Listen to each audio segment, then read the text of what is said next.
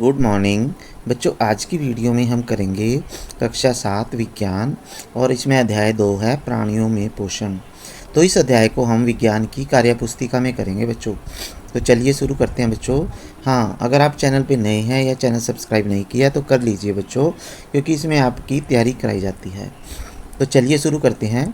आपको ये चित्र दिया गया है, इसमें कुत्ता कैसे खा रहा है, मुंह से खा रहा है, और फूल पौधा लगा हुआ है, फूल के ऊपर एक तितली भी बैठी है, तो ये भी देखें। और मेंढक देखो जीभ के साथ कीट पतंगों को पकड़ के खाता है, और ये बच्चा जो है मुंह में डाल के खाना खा रहा है। तो देखिए आपके पास प्रश्न है, चित्र में दिखाए गए जीव जंतुओं के भोजन ग्रहण करने के तरीके लिखो।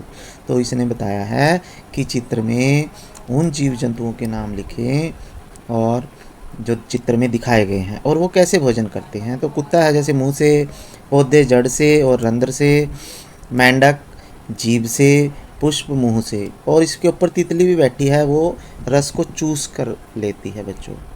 फिर है प्रश्न 2, उपरोक्त चित्र में दिखाए गए उदाहरणों में दो दो नाम और लिखो। तो जैसे बिल्ली और शेर है, वो मुंह से खाते हैं। छिपकली है, जीभ से कीट पतंगों को पकड़ती है। मधुमक्खी चूस कर, ठीक है। फिर उसके बाद है दलपत सिंह भोजन को बिना चबाए निगल रहा है। तुम उसे अच्छी तरह से भोजन चबाने के लिए कैसे समझाओगे, क्या कहोगे।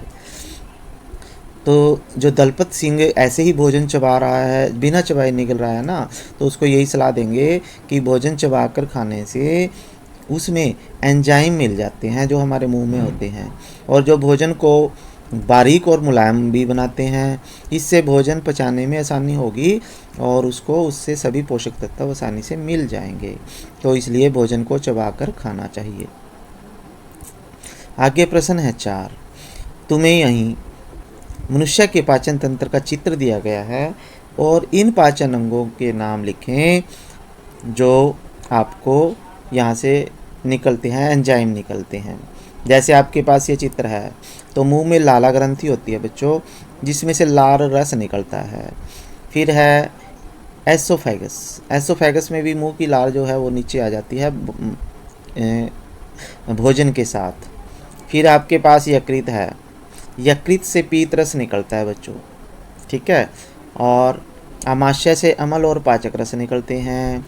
छोटी आंत से आंत्र रस, आंत में, छोटी आंत में रस निकलते हैं जो भोजन को पचाते हैं, आंत्र रस बोलेंगे उन्हें। और बड़ी आंत में कोई वैसा नहीं निकलता, उसमें केवल ये जल का अवशोषण कर लेती है और इसमें जो अपशिष्ट पदार्थ हैं वो आगे इकट्ठे होते रहते हैं।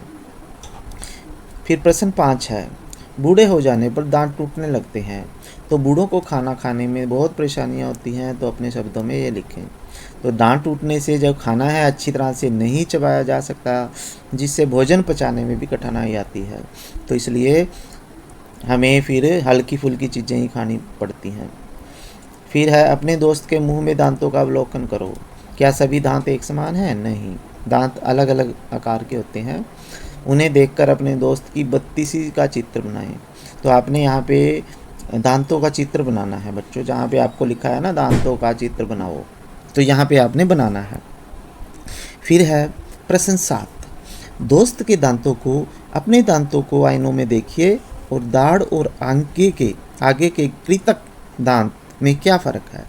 जो दाढ़, जिसे जाड़ बोलते हैं बच्चों आम भाषा में, जो पीछे की तरफ होते हैं चौड़े दांत, तो दाढ़ के दांत ऊपर से चौड़े होते हैं, और जो कृतक दांत होते हैं ना, जो सामने 4 दांत दिखाई देते हैं हमें ऊपर और नीचे, तो ये कृतक दांत हैं।